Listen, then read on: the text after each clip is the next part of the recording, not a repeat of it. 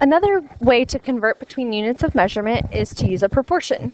So if I'm trying to convert 2 tons to ounces, I don't know right off the top of my head what that conversion rate is, but I do know that 1 ton is equivalent to 2,000 pounds. So whenever I set up my proportion, I like to label it so that I can keep everything organized.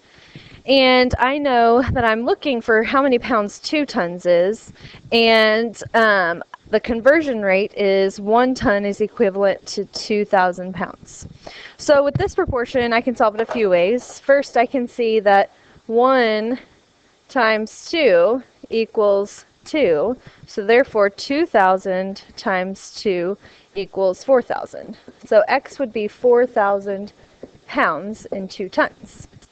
Well, now that I know how many pounds there are, I can convert pounds to ounces.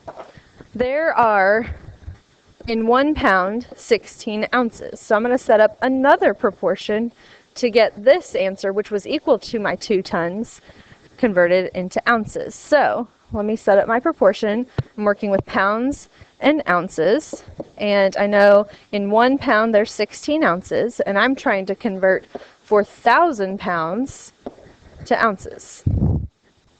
Well, I know right here, this is pretty easy. 1 times 4,000 gives me 4,000, so therefore 16 times 4,000. Come over here and do 4,000 times 16, which is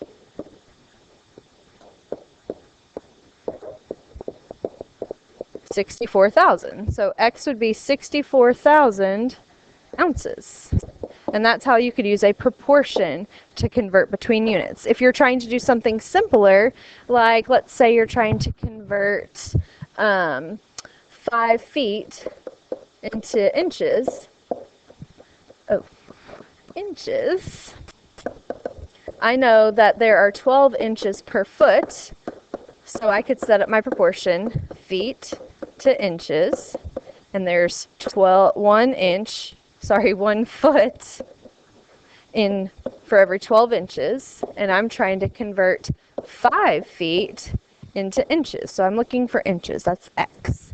Well, I know that 1 times 5 is 5, so therefore 12 times 5 is 60. So there are 60 inches in 5 feet.